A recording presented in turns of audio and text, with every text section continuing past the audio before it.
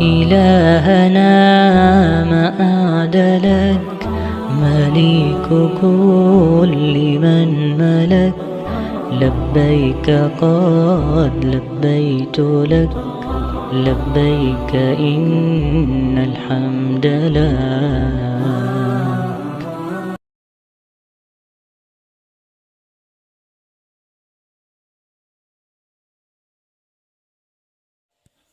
Assalamualaikum warahmatullahi wabarakatuh.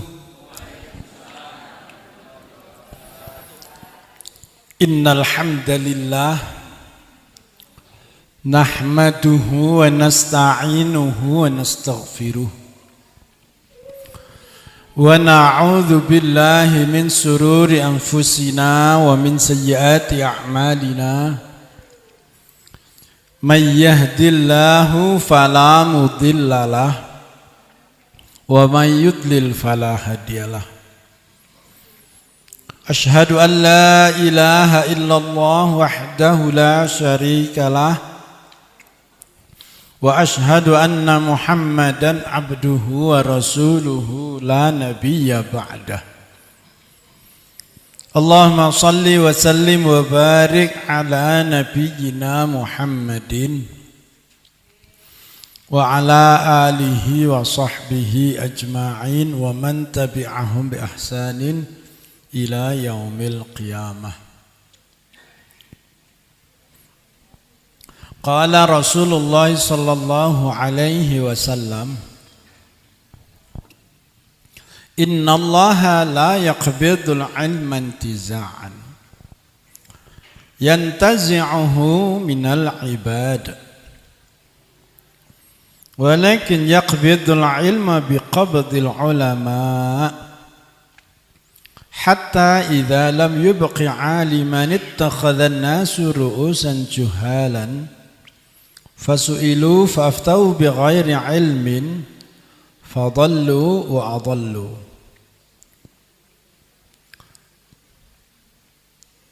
Wa qala an-nabiy sallallahu alaihi wasallam la tazalu al-ummatu 'ala asy-syari'ati ma lam yadhhar fiha thalathun ma lam yuqbad al-'ilmu minhum wa yakthur fihim waladul hinthi wa yadhhar fihim as-saqqaruna qala wa mas-saqqarun awis saqlawuna ya Rasulullah qala basharun yakunu fi akhir zaman tahiyyatuhum bainahum tala'un. Amma ba'd, faya ibadallah, usikum wa binafsi bitaqwallahi haqqa tuqatih faqad fazal muttaqun. Bapak Ibu, pengajian Ahad pagi sepanjang yang dimuliakan Allah, wabil khusus panitia dan Ustadz Edi Sujarwo yang dimuliakan Allah. Alhamdulillah kinten-kinten saya kesini Juni, Agustus, September, Oktober, November, 4 bulan Bu, sekawan sasi nggih, mboten kraos. Mriki wonten sing tasih panjang umur napa sudah ada yang mendahului Bapak Ibu? Alhamdulillah ya. Karena kira-kira akhir September terus awal Oktober itu di kampung saya Bu. Di kampung saya itu 10 hari itu ada 9 kematian Ustaz. 9 kematian. Jadi banyak sekali. Satu kampung mungkin ya sekitar 2 RW ya mungkin. 2 atau 3 RW. Setelah itu Bu, sampai menjelang akhir Oktober itu setiap 2 hari sekali, kadang-kadang kurang atau setiap 2 hari itu pasti ada pengumuman kematian di 2-3 masjid. Ya, jadi sudah agak lebih besar. Nah, ternyata saya keliling ke pengajian Ahad pagi, berapa tempat itu, ternyata keadaannya sama. Nah, apakah di sini itu seperti itu atau enggak, kira-kira saya kurang tahu. Aman ya? Jangan sedikit yang vaksin mungkin. Iya. Ya. Kalau di Karanganyar Kota atau di Gondangrejo juga, kemudian di Jatipuro, Jatioso itu saya tanya itu kejadiannya hampir sama Bapak Ibu. Jadi banyak kematian. Karena keadaan itu tidak biasa. Ya, keadaan tidak biasa. Nah, sampai kemudian ada berita mengenai gagal ginjal akut anak, ya. Banyak kematian anak. Ya, kematian anak, dan itu jumlahnya ratusan. Jadi jumlahnya itu meledak di waktu yang hampir sama. Ya. Di Surabaya, Jakarta, Bandung itu banyak terjadi kematian anak. Anak kok usia belasan tahun Bu, Pak. Rata-rata malah di bawah 10 tahun atau kurang lebih 10 tahun itu masih SD ya. Kok gagal ginjal? Nah itu coba. Ya, itu peristiwa aneh. Kemudian yang menghebohkan juga, sekira sepekan yang lalu ada acara Halloween Bu di Korea. Halloween itu acara seperti karnaval, pawai di jalan-jalan, tetapi pakai kostum dan dandanan seperti mayat. Ya, jadi ada yang pakai pocong begitu ya, kemudian warna merah seperti darah, ada yang seperti zombie-zombian itu Bu, Pak, itu festival terbakar termasuk di Arab Saudi. Nah, yang di Korea itu yang mati hampir 200 orang dalam satu malam.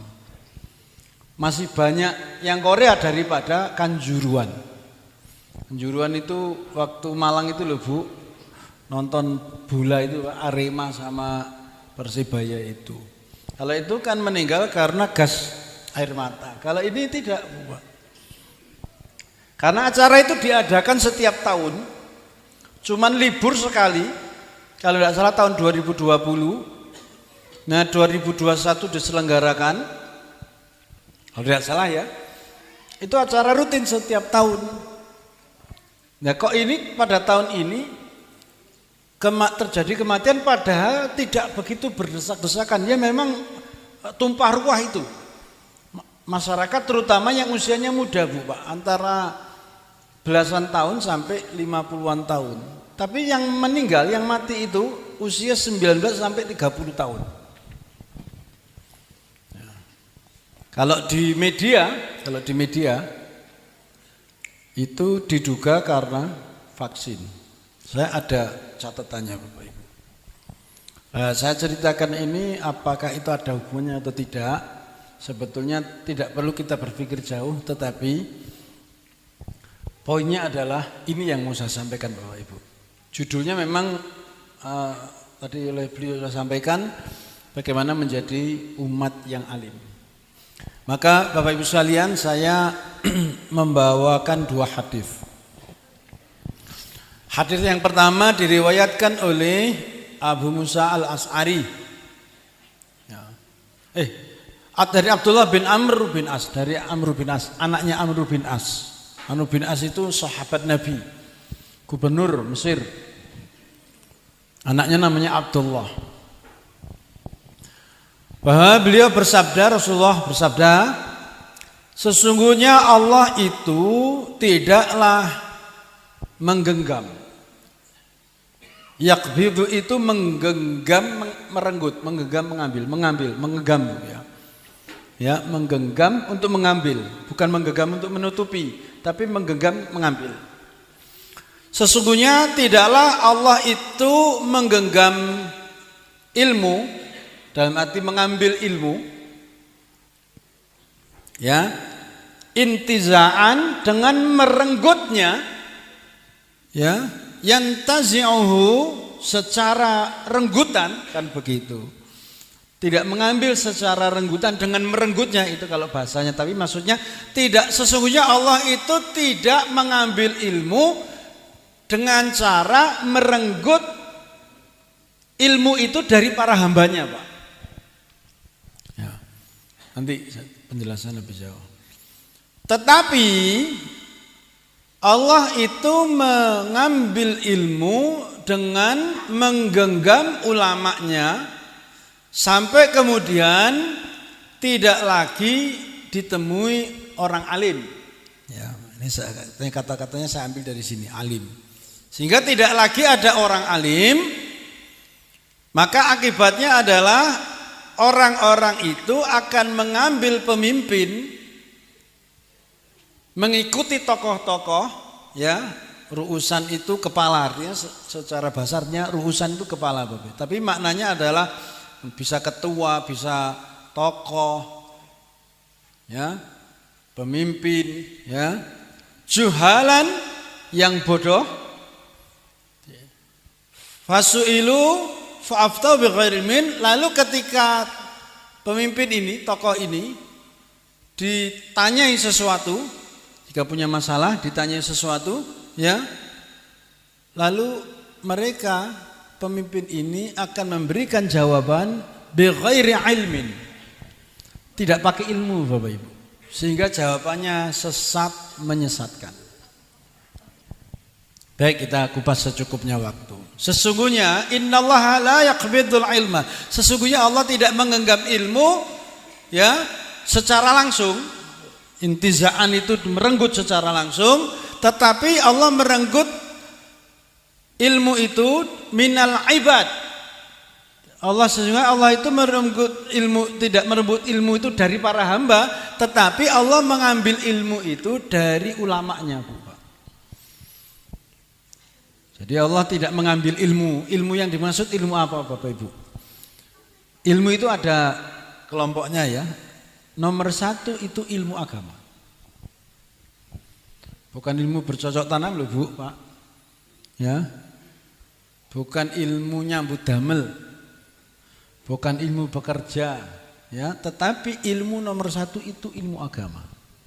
Sedangkan ilmu-ilmu dunia ini, ilmu-ilmu tadi itu sifatnya menopang, ya, sifatnya menopang. Jadi kalau tidak ditopang itu ilmu agama tidak, agak susah difahami, Bu, Pak. Jadi ilmu bercocok tanam, ilmu berdagang, ilmu jualan, ilmu bangunan, ya, itu semuanya ilmu untuk menopang agama. Apa masalah agama, Bu, Pak? Jadi agama niku napa toh? Nah, agama itu kalau dijelaskan, agama itu ada 5 perkara, Bu, Pak. Rasulullah pernah ditanyai sama malaikat, okay? Pada saat berkumpul sama jamaah beliau, sama sahabat, tiba-tiba datang seorang laki-laki yang tidak dikenal, Bu, Pak, tidak dikenal, datang dalam keadaan bersih, rapi, duduk di depan Nabi, bahkan lutut ketemu lutut, sangat dekat, depan ngoten niku, Bu, Pak. Lalu Nabi ditanya, ya Muhammad, akhbirni anil Islam. Ya Muhammad, manggilnya tidak Rasulullah loh, Bu, Pak. Kalau sahabat kan manggilnya ya Rasul. Ini tiba-tiba laki-laki ini datang manggil ya Muhammad, akhbirni anil Islam. Beritahu kami tentang Islam. Beritahu aku tentang Islam ya Muhammad. Akhbirni, bukan akhbirna, akhbirni. Beritahu aku tentang Islam. Dijawab oleh Nabi, Islam itu apa, Bu, Pak? Jadi yang namanya agama itu 1 Islam. 1 syahadat, sholat, zakat, puasa, haji. Ya, ini Islam. Jadi pertama itu yang namanya perkara agama itu Islam, Bu, Pak. Jadi ilmu agama berarti Kalau dikata ilmu agama, maka ilmu agama itu Islam. Maka yang harus dipelajari itu satu tentang syahadat. Syahadat itu adalah keimanan, Bu, Pak. Tidak bisa imanan ini. Orang bisa bahagia itu perkara iman tuh, Bu, Pak. Orang bisa bahagia itu bukan karena harta. Harta itu seperti orang makan, Bu, Pak. Harta itu seperti orang makan, enaknya cuma di bibir. Dan itu sebentar. Ya. Bapak Ibu kalau makan sesuatu yang enak coba panjenengan niku dikunyah selama 1 menit lebih, itu nanti sudah tidak enak loh, Bu, Pak. Dan hitungannya cuma beberapa menit kita makan, nggih. Sebentar itu harta itu begitu. Ya. Dan itu harus satu-satu, tidak bisa bareng-bareng. Panjenengan gadah mobil sedoso ngoten napa ajeng tinggi bareng-bareng, Bu, Pak. Tidak bisa kok. Ya satu-satu pakainya. Ya, satu-satu pakainya itu.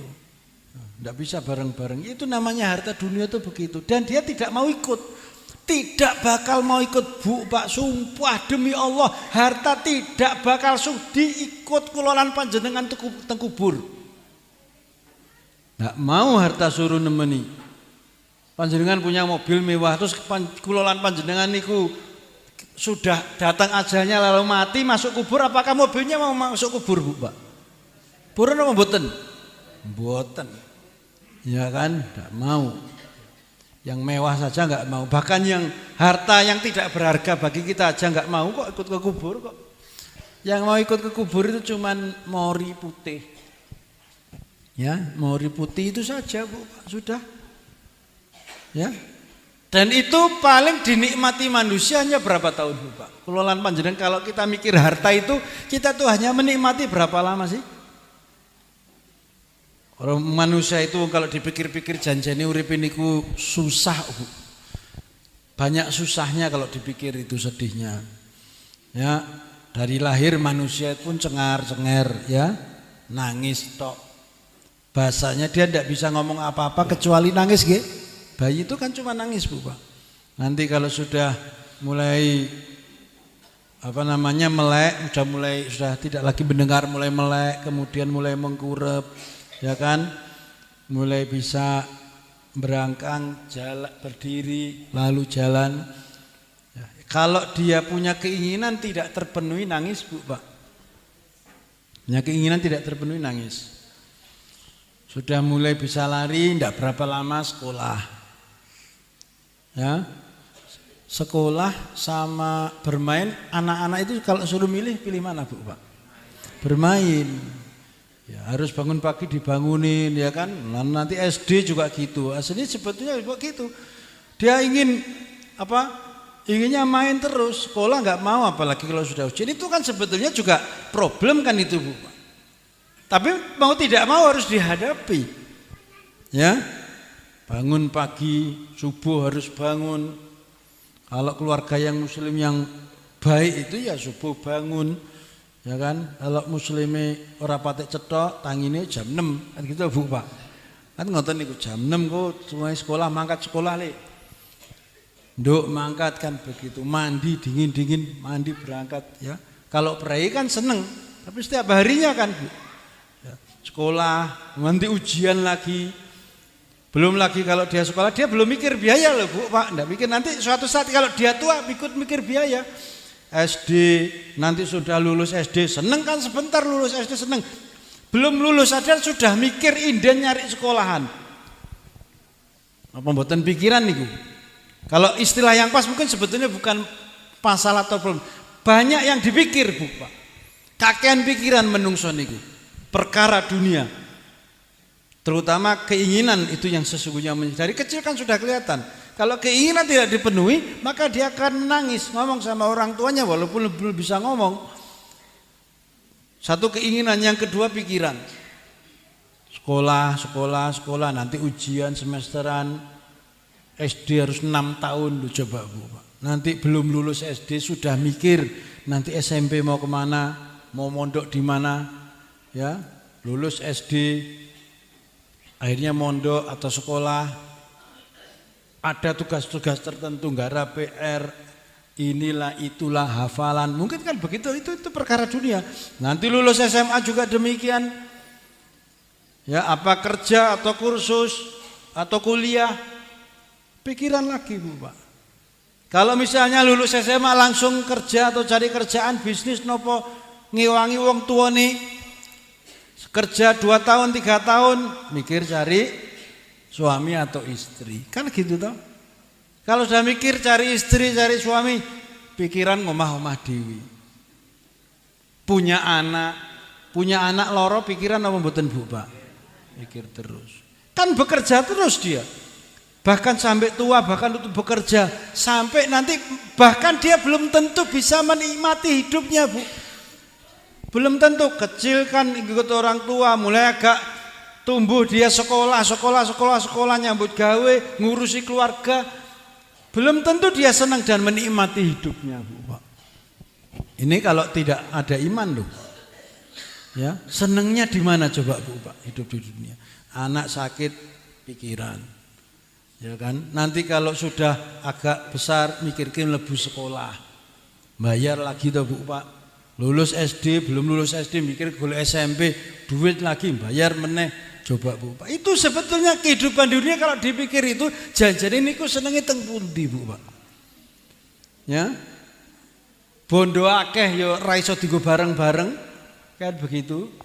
Bondo sithik pengene akeh, kan kalau dipikir begitu manusia itu. Nanti giliran anaknya sudah besar wis berkeluarga, ya kan, tinggal dia kan punya cucu, punya, nanti pikirannya ke cucu. Nggih to? Anake wis dilalekke. Saya juga gitu, kula mboten patik dianggap oleh Pak kula, mbok kula Bu. Sing dianggap niku putu. Gitu. Sing dianggap putune. Ngoten napa mboten Bu? Jarine lho, jare biasane simbah niku abot putu timbang anak. Ya, coba. Itu coba. Nah, kalau seperti itu senangnya di mana kehidupan kita, Bu Pak? Ya. Kalau tidak ada iman. Bahkan belum tentu sampai nanti ketika dia sudah tidak begitu banyak urusan dunia, rezekinya mungkin sudah cukup, anak-anaknya sudah sukses. Ya, anak-anaknya sudah sukses, belum sempat dia menikmati dunianya, ada yang sudah sakit, ada yang belum sampai sakit sudah meninggal. Hanya berapa 50 tahun, 60 tahun, punjul-punjulo ya 70, ya Bu Pak, coba. Kalau dipikir itu masalah dunia. Maka masalah pertama manusia itu ini kalau pertama agama. Jadi masalah agama itu satu Islam, nanti iman, ya Islam sendiri ada 5, ya satu syahadat itu bicara keimanan, yang kedua sholat. Inilah yang menghibur kita Bu Pak. Iman, sholat, ya syahadat itu keyakinan kita kepada Allah dengan mengikuti tuntunan Rasulullah. Ya, kemudian sholat ini yang menenangkan batin kita. Zakat, dari harta tidak dipek dewe, bagi-bagikan, ini kan yang memberikan ketenangan. Puasa ini yang menyehatkan. Dulu kan saya pernah cerita tentang puasa ya Bu Pak. Dilanjutkan Bu Pak. Kalau menurut pakar virus, ini menurut pakar virus, kematian-kematian yang terjadi khususnya di Indonesia itu tolong dicek. Ya, tolong dicek. Ini pakar virus Indonesia itu kalibernya sudah internasional Bu, sudah dunia. Ya, beliau kalau nulis penelitian itu langsung diterima kok di internasional, bahkan dijadikan rujukan. Itu kematian anak, ginjal akut, berapa bulan sebelumnya hepatitis, tanya sebabnya apa? Ya. Mungkin karena booster. Ya, coba Bu Pak, ya. Ya kita enggak tahu booster atau apa, saya enggak tahu lah. Ya, itu diteliti. Ditantang sebetulnya Bu. Sampai channel YouTube-nya itu video-videonya itu dihapus sama YouTube. Dia menjelaskan Omikron. Pernah ketinggal Bu Pak Omikron. Atau sih? Omikron itu bukan di dada, makanya dicek enggak apa-apa. Tidak ada karena tempatnya itu di ginjal Bu. Omikron itu virus itu tempatnya di ginjal. Sama di hati. Itu yang menyebabkan gagal ginjal akut. Tetapi sifat alaminya Manusia itu Bu, enggak bisa. Virus itu hidup di situ enggak bisa, tinggal enggak bisa Bu Pak. Enggak bisa karena manusia itu punya kekebalan tubuh sampai 98%. Apalagi kalau mau puasa Bu Pak. Wah, kalau mau puasa virus yang membahayakan tubuh manusia langsung dimakan itu Bu Pak. Ya, rezekinya pasukan di dalam tubuh itu kalau puasa karena dia keluar dia memakan sesuatu Bu. Makanya kalau orang yang terlalu banyak makan tidak mau puasa itu pasukannya itu jarang keluar, jangan diberi makan. Itu yang memberitahu pakar gizi, ya profesor dari IPB, ya Prof Hardinsah namanya, ketua ahli gizi pangan se-Indonesia, namanya Prof Hardin. Itu keluarnya namanya makrofag. Makrofag itu pasukan dalam tubuh itu keluarnya itu yang kerjanya makan virus, makan bakteri, ya itu yang makan itu. Ini makrofag ini kuatnya kalau lapar. Kalau manusia sering lapar ini kuat, tapi kalau jarang lapar ini jadi agak lemah.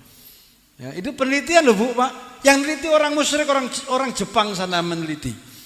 Dan penelitian tentang puasa itu sambung menyambung dari tahun 1700-an Bu Pak, orang-orang kafir yang meneliti itu. Sampai tahun 2016 dia mendapatkan penghargaan tertinggi ilmu pengetahuan meneliti tentang puasa. Coba Bu Pak. Makanya sering-sering lapar. Karena Nabi dan para sahabat itu kan sehat karena sering lapar. Kecuali kalau poso sakit berarti Allah punya maksud lah, punya maksud tertentu. Dan Allah katakan di dalam Quran surat itu Pak, surat Al-Baqarah ayat 184, wa antasumu khairul lakum in kuntum ta'lamun, dan hendaklah kalian berpuasa karena itu khairul lakum, puasa itu baik bagi kalian in kuntum ta'lamun, jika kalian mau mengilmui tentang puasa itu. Puasa luar biasa Bu Pak. Ya. Sakit saya puasa. Puasa sunnah ya. Dalam puasa normal kecuali ada tamu. Nah kalau saya ada tamu saya tidak puasa Bu Pak. Saya batalkan karena memang juga sunnahnya demikian. Ya, puasa sunnah maksudnya kecuali puasa wajib. Ya. Itu. Bahkan kalau sakit langsung puasa itu enak sekali Bu Pak. Puasa itu. Maka saya ingatkan untuk yang mungkin kedua kali atau yang kesekian kali, rajin-rajin puasa Bu Pak. Itu. Jadi manusia itu punya kekebalan tubuh. Nah ini virus ini, Omikron ini, itu kalau dia bisa masuk ke tubuh, masuk ke organ ginjal itu kalau ada jembatannya Bu Pak. Ada jembatannya. Nah kebetulan diteliti itu jembatannya justru malah ada di vaksin, kan begitu Bu Pak. Ya.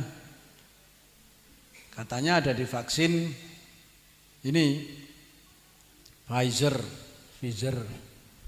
Moderna, AstraZeneca, Johnson & Johnson. Biasanya 4 ini kalau tidak Moderna, AstraZeneca toh, biasanya yang dipakai untuk booster. Nah, yang sudah vaksin ketiga memang sebaiknya ditingkatkan mengecek organ tubuhnya Bu Pak. Ya. Ke laborat harus dicek itu, ke laborat, terutama organ ginjal dengan hati. Yang kedua, bagi orang yang seneng ngombe obat Bu Pak, ngombe pil, ya, yang obat sakit kepala lah, lagi gembrok kesidik ngombe obat lah, itu harus juga sering dicek Bu Pak. Ya. Man-man. Jadi jangan sampai tubuh kita ini kebanyakan itu. Ini ilmu loh Bu Pak, ini ilmu ya, ilmu tentang kesehatan karena Allah menciptakan manusia itu sudah sempurna. Kecuali ada 1-2 mungkin yang dinilai kelainan itu memang untuk menguji manusianya Bapak Ibu, menguji orang tuanya, menguji sedulur-sedulure, menguji yang lain-lain ya. Termasuk Pak ujian bagi dirinya sendiri. Misalnya kita lahir dalam keadaan istilahnya berkebutuhan khusus. Misalnya Allah juga menguji, tapi Allah tidak kurangi kecerdasan iman ini, kecerdasan batin Allah tidak kurangi. Itu ya, yang puasa kemudian haji ini perkara agama. Yang pertama Islam, yang kedua malaikat itu tanya, yang tadi duduk nemuin Nabi itu kan malaikat Jibril Bu. Tanya, ya Muhammad, akhbirni anil iman, Beritahu aku tentang iman itu. Iman itu apa namanya? Yang pertama al-imanu billah, ya, wal malaikah, ya, wan nabiyyin wal kitab wan nabiyyin. Jadi iman kepada Allah, malaikat, kitab, nabi, ya, takdir, hari akhirat dan takdir itu iman. Islam iman. Yang ketiga, terangkan kepadaku Muhammad tentang ihsan. Nah, ihsan itu beribadahlah engkau kepada Allah seperti engkau berjumpa dengan Allah, Pak. Atau melihat Allah. Gitu. Tapi jika engkau tidak mampu beribadah seperti layaknya engkau melihat Allah, maka beribadahlah engkau sebagaimana engkau merasa diawasi oleh Allah. Maka pemahaman ihsan yang paling sederhana adalah ngapik ke ibadah pamrihnya kepada Allah, Pak. Kalau pamrihnya selain kepada Allah namanya riya. Ya, pamer. Ya, namanya riya, pamer, Pak. Ngapik ke karena iki calon mertua, misalnya toh, wis sregep nang masjid karena ada sesuatu yang dikira wong alim misalnya. Itu namanya riya, Bu, Pak. Itu namanya riya. Tapi kalau ngapik ke ibadah kita itu karena Allah, itu namanya ihsan, kan begitu. Ya, tidak karena orang, namanya ihsan. Memperbagus, ihsanun itu memperbagus ibadah karena saya ini ibadah dilihat Allah atau saya akan berjumpa dengan Allah. Itu namanya ihsan. Jadi satu Islam, dua iman, yang ketiga ihsan, yang ketiga tentang hari kiamat. Nabi tidak tahu, ditanyai akhbirni anis sa'ah ya Muhammad, kabarkan aku tentang saat as-sa'ah. As-sa'ah itu kalau bahasa Arab itu artinya sa'ah itu, as-sa'ah itu artinya jam, Pak. Jam. Secara bahasa artinya pun jam. Ada al-waktu. Ya, ada zaman, Zamanun az-zaman, ada waktu, ada zaman, ada ad-dahr, ada al-asr. Jadi waktu di dalam bahasa Arab itu banyak sekali. Di antaranya adalah as-sa'ah. As-sa'ah itu artinya jam, Bu, Pak. Berarti jam itu menandakan informasi waktu yang pendek, ya kan? Tapi kenapa makna as-sa'ah itu adalah kiamat? Karena memang kalau berdasarkan hitungan usia bumi, bahkan usia umat manusia di muka bumi ini, itu kita ini hidup dalam hitungan jam lagi, Bu, Pak. Ya. Bahkan Nabi Muhammad sendiri kan termasuk Nabi akhir zaman, maka kita hidup di akhir zaman, di ujung, apalagi usia umat Islam sudah 1400 tahun, Bu, Pak. Sudah 1400 tahun. Yang mana kata Rasulullah, walaupun hadisnya itu tidak berpredikat sahih, bahwa usia umat Nabi Muhammad itu tidak akan lebih dari 2000 tahun, kan begitu. Tapi tidak kurang dari 600 tahun. Jadi tidak mungkin melebihi umat Yahudi dan tidak kurang dari umat Nasrani. Ya, jadi berkisar 1400 atau 1500 tahun. Wallahu a'lam bishawab, tidak tahu, Bu, Pak. Ya. Nabi menjawab tidak tahu. Yang ditanya tidak mungkin lebih tahu. Nabi mengatakan begitu. Kan malaikat tanya, tapi berwujud manusia loh, Bu, Pak. Bayangkan loh, malaikat berwujud manusia kan. Coba. Tapi kan sahabat tidak tahu, yang tahu Nabi Muhammad. Ya Muhammad, kabarkan aku tentang kiamat.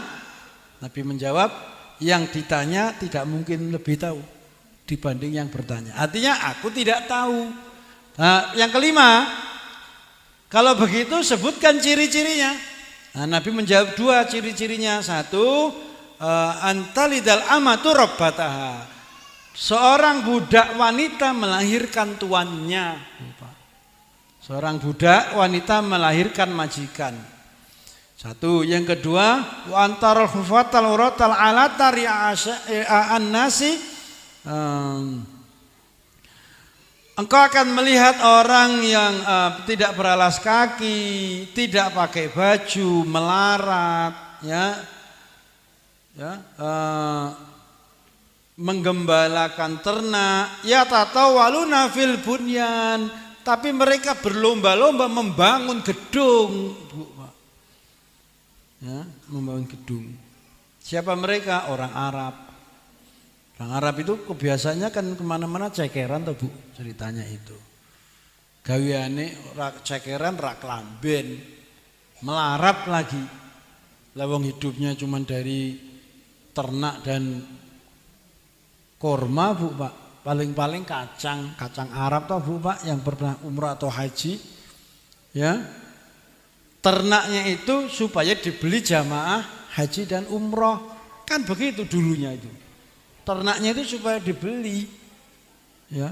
Mau mata pencari lain apa? Jualan kain, yang namanya kain ya begitu. Beda dengan bulan bumi yang lain, Bu, Pak. Jadi memang masyarakatnya melarat.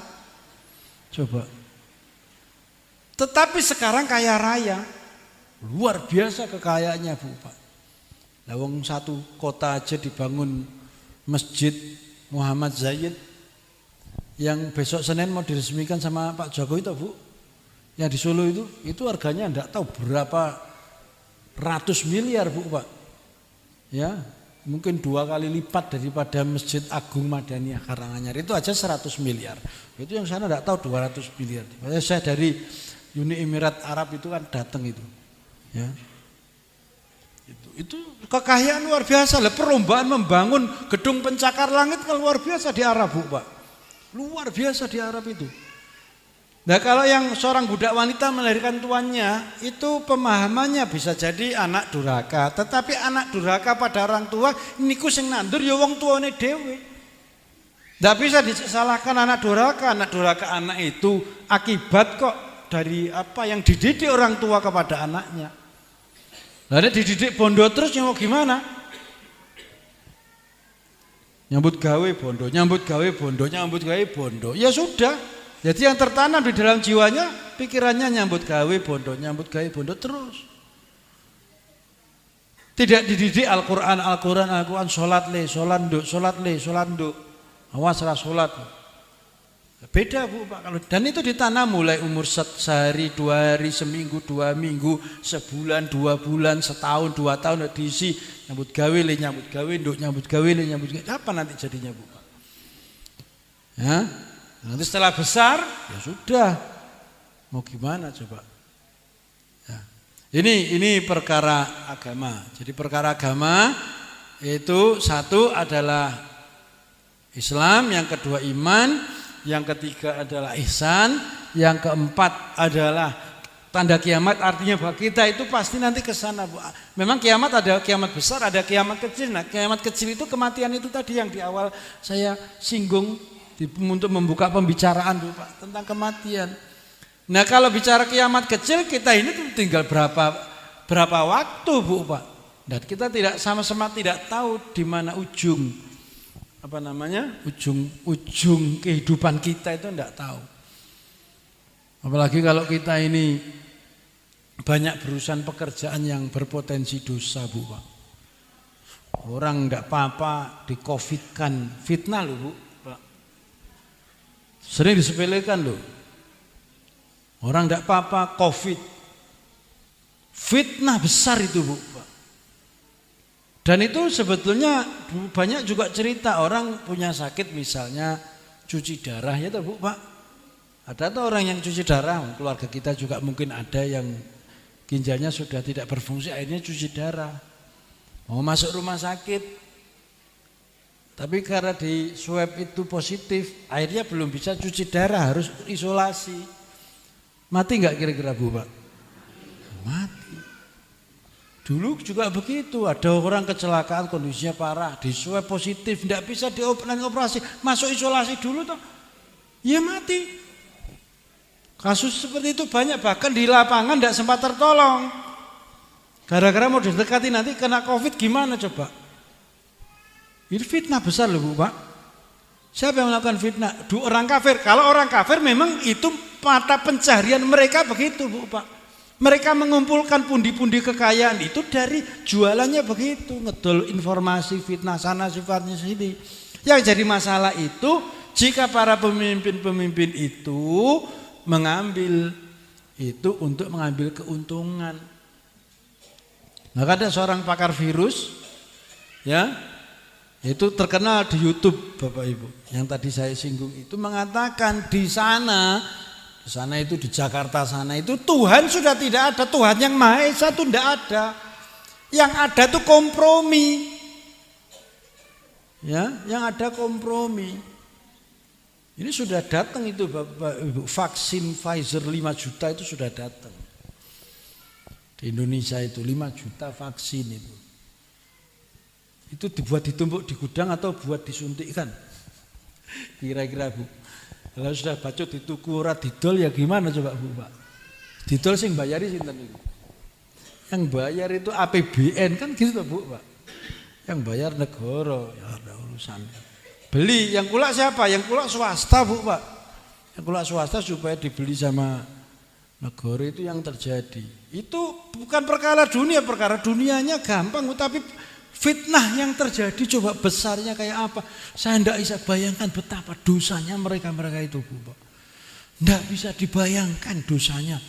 Memfitnah orang dari COVID, kemudian jualan barang yang belum tentu belum diuji keamanannya buat badan rakyatnya. Dan itu tegol sama rakyatnya sendiri Bu Pak. Na'udzubillah min dzalik. Ya, tego sama bangsanya sendiri. Ya, tapi kalau dipikir-pikir kadang-kadang rakyatnya sendiri yang salah, ngerti ngono pilih terus wae kok. Coblos contreng, goro-goro 100.000 5 tahun Bu Pak. 100.000 nek tamangun mungkin 200.000 Bu Pak. Kalau di Karanganyar itu 50.000 kasarane, mohon maaf lho Bu, kasare 50.000 dipangan kok. Ngerti 50.000 kuwi bakal 5 tahun. 2019 nanti 2020 ngerti ketok motok apa yang dihadapi coba Bu Pak. Hari ini hampir tidak ada orang tidak punya handphone, harusnya dia bisa baca moco. Buka mata itu ngono kayak 100.000 nyoblos meneh podo meneh Bu Pak. Rasakno dhewe kadang-kadang pikir kadang mau gimana. Ya toh. Kalau yang di sana dukung mati-matian karena dia mendapatkan bagian coba Bu Pak. Judi online 155 triliun 1 tahun Bu Pak. Ya kan? Jadi ada dua kelompok, ada kelompok judi online, ada kelompok tambang Bu Pak. Ya, itu yang berseragam-seragam itu loh Bu Pak. Itu kan perang dewi itu Bu Pak. Jadi, kalau tambang itu luar Indonesia sugih negara terkaya di dunia. Tapi rakyatnya miskin sekali coba. Ya, itu karena pemimpinnya salah kok. Sing salah, sing milih pemimpin kan begitu. Ya, salahnya sendiri mau gimana? Nah kita ini kan mungkin tidak termasuk golongan yang asal-asalan tuh buat Bapak Ibu. Ya, golongan. Dan insya Allah kita akan jauh dari problem-problem itu. Kita itu punya iman. Karena iman itu yang membahagiakan kita tuh Bu. Ya, iman yang membahagiakan. Nah, iman itu akan bahagia jika kita itu alim. Alim itu dalam arti bukan dalam arti orang yang memang menguasai betul seluruh ilmu agama, tidak Bapak Ibu. Ya. Tetapi yang dimaksud alim di sini mengerti. Maka di sini ada kata Allah itu nanti di akhir zaman itu Allah akan mencabut ilmu. Ya tapi tidak mencabut dari para hambanya, tidak, tetapi Allah mencabut ilmu dengan menggenggam ulamanya dalam arti. Nah ini tafsirnya Bu Pak. Ya, menggenggam orang alim. Ya, siapa orang alim itu? Maka ulama atau orang alim itu, kalau ulama itu satu, alim itu satu, kalau ulama itu jamak Bu Pak. Tapi artinya sama maksudnya. Alim itu satu orang alim, ulama banyak orang alim. Maka istilah itu sama. Maka Allah akan menggenggam ulamanya. Siapa ulama itu Bapak Ibu? Ulama ada 3 pengertian. Satu yang namanya ulama itu innama yakhsyallahu min ibadihil ulama. Sesungguhnya mereka yang takut kepada Allah itulah yang namanya ulama. Takut kepada Allah itu ulama.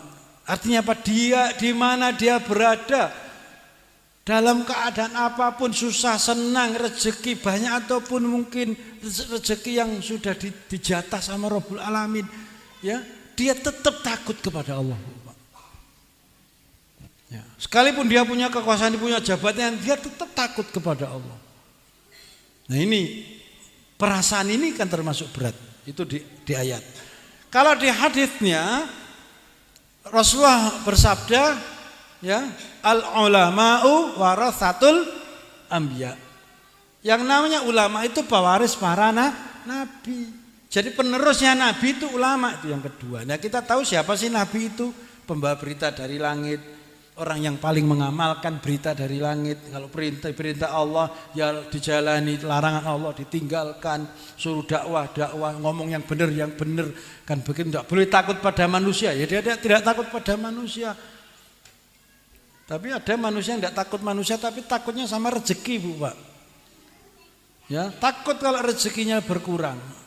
Pada rezeki itu, yang namanya rezeki itu Bapak Ibu, rezeki itu adalah pemberian Allah untuk bisa ibadah, itu namanya rezeki. Kalau diberi oleh Allah fasilitas tapi tidak untuk ibadah, itu namanya bukan rezeki, itu namanya apa istilahnya? Saya lupa, itu ada istilah apa? Masya Allah Bu Pak. Ada istilahnya itu, ya. Allah ngasih kita rezeki kesehatan itu untuk ibadah kepada Allah. Dikasih pikiran sehat, ya, mboten apa miring-miring niku mboten gitu. Nah, itu namanya untuk ibadah, sehat pikirannya, sehat jasmaninya, sehat rohaninya, itu untuk ibadah kepada Allah. Diberi pekerjaan oleh Allah, diberi garapan oleh Allah. Ya, itu namanya rizki. Asalkan untuk ibadah, untuk memakmurkan masjid, untuk sholat, untuk zakat, untuk puasa, itu namanya rizki. Ya. Nah, ketika itu namanya ulama pewaris para nabi yang meneruskan risalah, menyebarkan risalah. Yang ketiga, ini berdasarkan hadis juga, hadis Nabi sallallahu alaihi wasallam, lalu disampaikan oleh Sayyidina Umar, Rasulullah bersabda, faqihun wahidun asyaddu 'ala syaitan min alfi abidin. Mengertinya seseorang, ya, fakihnya seseorang terhadap apa fakihnya, Bu? Perkara agama, ya, ngertinya seseorang dari perkara agama itu lebih berat dihadapi setan daripada 1000 orang ahli ibadah. Jadi 1000 orang ahli ibadah itu, ya, itu lebih mudah dihadapi setan daripada satu orang yang ngerti agama.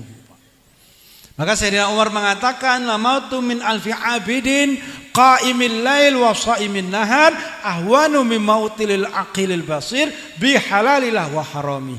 Sungguh matinya 1000 orang Bu Pak, yang dia itu rajin sholat malam, rajin puasa di siang hari.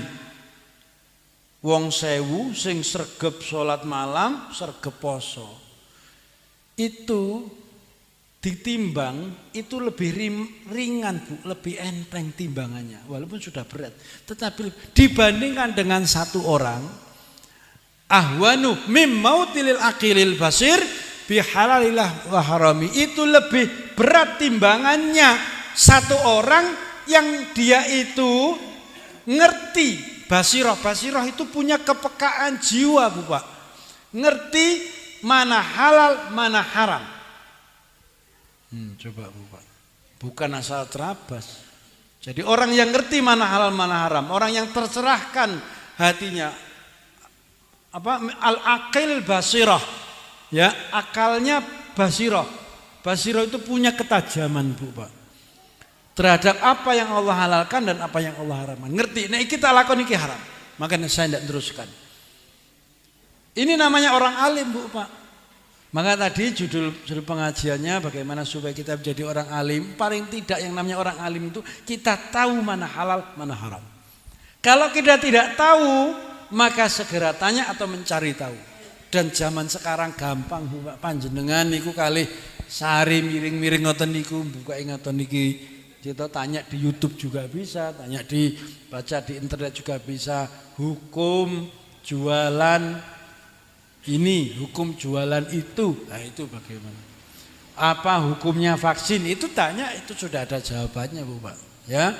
Kalau masih belum mantap, telepon sama ustadz yang dimantepi, itu tidak masalah. Oh sudah ngerti, oh perkara hukumnya ini. Jadi paling dasar itu Bapak Ibu. Nah kalau kita ngerti halal dan haram, itu lebih ditakuti oleh setan daripada orang 1000 orang loh. Perbandingannya 1:1000. Tapi itu masih mahal Bu Pak. Masih mahal, 1:1000 itu masih mahal. Ada yang 1:15.000. Kenapa Bu Pak? 1:15.000 loh, ada loh Bu Pak. $1 bandingnya rupiah. Bayangkan $1 regane 15.000 rupiah. Betapa murahnya Bu Pak. Ya murahnya apa namanya nilai kita ini. Ya nilai mata uang 1:15.000 loh coba Bu Pak. Ini aja 1:1000 aja sudah luar biasa. Gara-gara ngerti halal haram Bu. Maka Bapak Ibu di sini kalau tahu halal haram itu jangan takut apa namanya, jangan takut rizki. Udah usah dipikir rizki itu sudah ada jatahnya Bu Pak. Justru yang harus dipikir itu bagaimana Ibu Bapak ini semakin rajin pengajian, ya kan? Semakin kalau mungkin tidak perlu hanya pengajian, ikut ngurusi pengajian. Bagi-bagi ada yang ngurusi pengajian, ada yang ngurusi TPA, ada yang ngurusi zakat. Nah, kan begitu tuh Bu, ada yang bagian ngurusi bantuan-bantuan sosial. Ada yang bagian mikir pendidikan anak. Jangan sampai Bu Pak, Bapak Ibu ini punya anak, sama pengajian di sini tuh punya anak yang sebetulnya anaknya itu pinter, cerdas.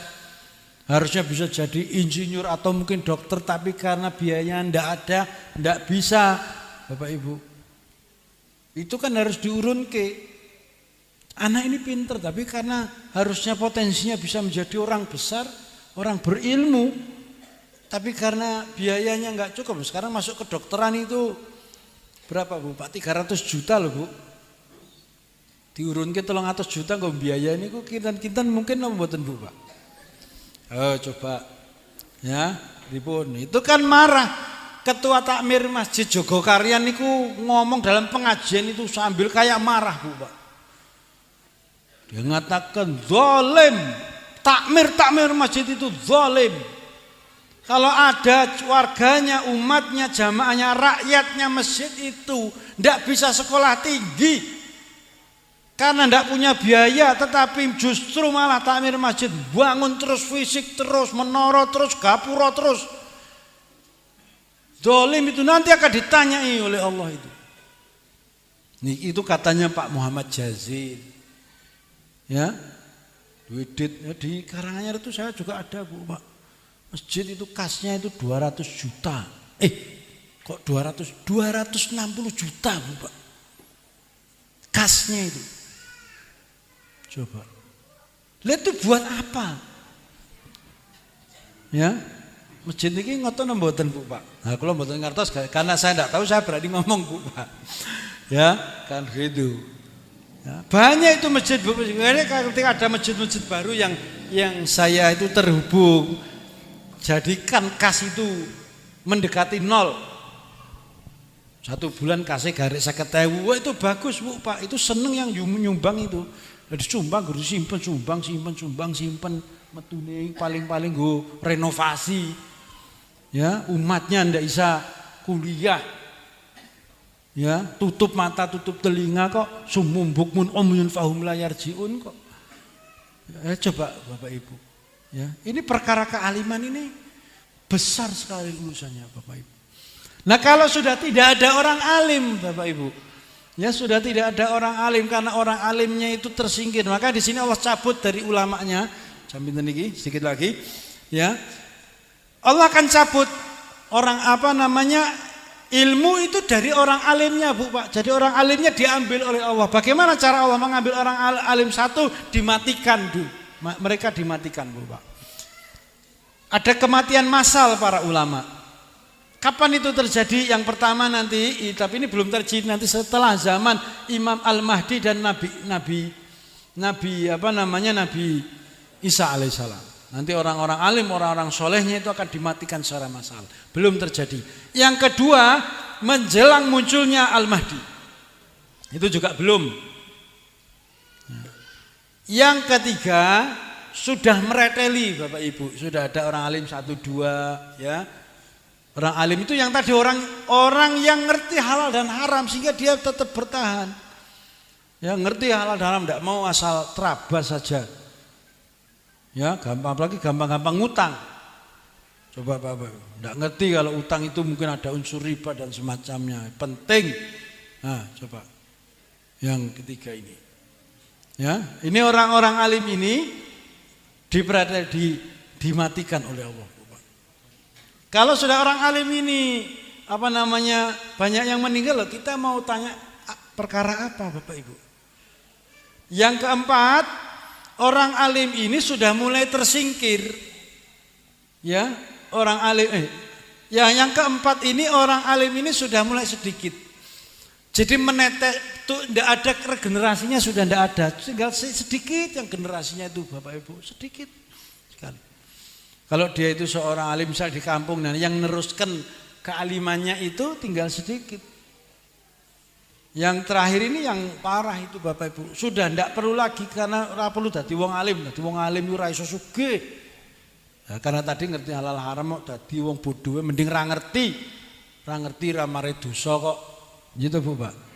Wih becik rasa ngerti rasa ngaji ndak mari ngerti mare dosa. Jadi apa mboten Bu Pak? Ra ngerti. Mosok ora ngerti kok selamat? Ya kalau enggak tahu agama itu selamat niki pengajian yang terakhir mawon Ustaz. Jadi minggu depan pengajian libur karena wong ora ngerti agama selamat. Coba Bu Pak. Nanti kula lan panjenengan menawi pun ngadep kali Gusti Pangeran Bu Pak, ngadep sama Rabbul Alamin. Rif, ngopo kowe urip ngene. Kula mboten ngertos Gusti Pangeran, saya ndak tahu. Oh kowe ora ngerti tenanan. Nggih Gusti kula mboten. Ya wis nek ora ngerti mlebu surga kono. Lho penak Bu orang ndak ngerti wong bodoh agama mlebu surga, wong pinter malah mlebu neraka. Lho enak ndak usah ada pada pengajian. Logis napa mboten Bu Pak? Sama sekali ndak logis. Tapi itu ada yang percaya. Biasanya ngembuskan gitu tuh wong-wong ini sing rapat percaya karo Gusti Allah Bu Pak. Ndak percaya Gusti Allah mungkin komunis bisa. Penumpuk harta juga bisa.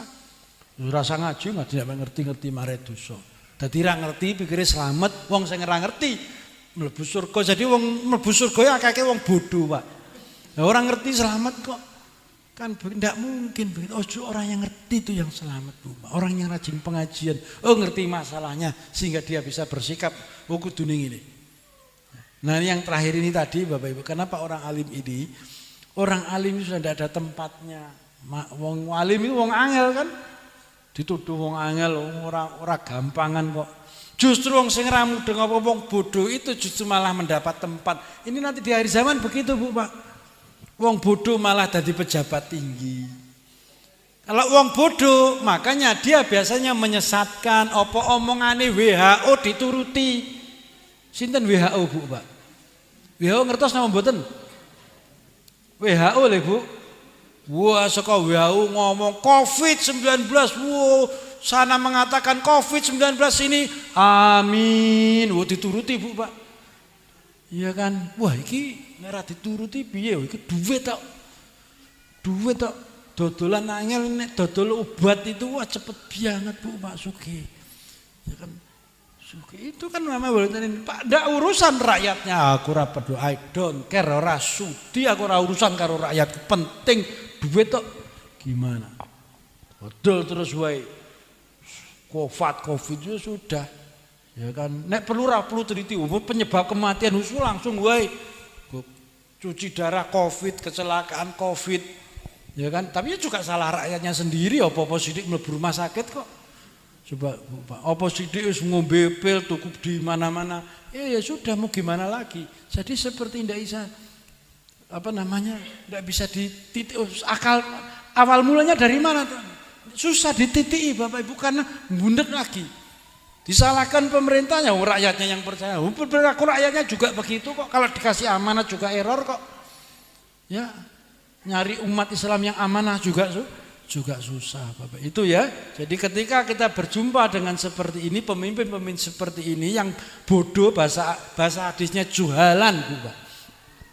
Jahil, jadi bodoh, maka ketika ditanya tentang perkara sesuatu, dia tidak tahu jawabannya. Maka dia asal ngomong saja. Kalau asal ngomong ya sudah. Maka kalau tidak sesat, menyesatkan Bapak Ibu, sudah. Maka yang bisa menyelamatkan apa Bapak? Alim. Bagaimana caranya alim? Baca buku, baca tafsir, dan juga rajin pengajar. Itulah yang memberikan kedamaian Bapak Ibu. Jadi Bapak Ibu ini rutin seperti ini, Masya Allah Pak. Tidak hanya memberikan kedamaian, Allah akan limpahkan barokah. Wa yarzuqhu, bahkan wa yarzuqhum. Ya kan begitu. Kalau bahasa ayatnya wa yarzuqhu, Allah akan limpahkan rizki min haitsu la ya'lamun. Dari penjuru mana yang tidak mereka ketahui. Wa may yattaqillaha yaj'al lahu makhraja. Orang yang takut kepada Allah itu Allah akan berikan berbagai macam jalan rizki, termasuk rizki nanti di akhir, rizki kedamaian batin, kedamaian pikir, ya. Apapun yang kita hadapi, problem di dunia kecil di mata kita Bu Pak. Mau sebesar apapun problem di dunia ini, di mata orang yang alim, di mata orang beriman kecil, ya sebesar apapun. Ya kalau sedih ya sedih, tapi kesedihan itu kan sebentar bagi orang alim. Kehilangan orang tua, kehilangan saudara, bahkan kehilangan anak, itu ya sedih Bu Pak. Aduh anak loh kok iso kena sakit yang misterius, katanya kan misterius. Misalnya atau Bu Pak, ya itu sedih, tapi bagi orang beriman kesedihan sebentar, anak meninggal sedih sebentar, nanti tempatnya di surga. Kan begitu. Ngoten nggih Bu Pak? Ya sudah jam 7, jadi itu Bapak Ibu semangat. Jadi hadis yang nomor 2, sok ben mawon benjangan, mudah-mudahan kalau Allah memberikan cukup umur. Tapi itu ilmunya. Yang kedua, ya saya mengingatkan Bapak Ibu rajin-rajin puasa. Ya rajin-rajin puasa. Yang ketiga, jauhi hindarkan betul obat-obat kimia.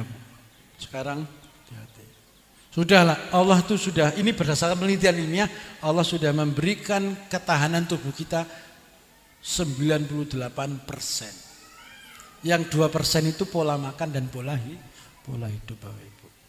Dan nah, kalau ada sakit-sakit jangan gampang-gampang mengkonsumsi obat-obatan. Konsumsi saja yang herbal. Herbal yang seperti apa? Cari di internet banyak. Kalau mau yang instan saya sudah punya Bapak Ibu. Saya alhamdulillah sudah mendapatkan dokter yang paham tentang ilmu rempah-rempah. Dan dia peneliti Bapak Ibu. Ya dia meneliti. Ada obat yang antivirus. Itu proteknya, pelindungannya dalam diri sendiri. Itu obatnya gampang Bapak Ibu cari di pasar Tawangmaku. Itu banyak. Di sini bunga pekak ngertos ya. Bunga pekak ngertos Bu. Ngertos ya? Iya.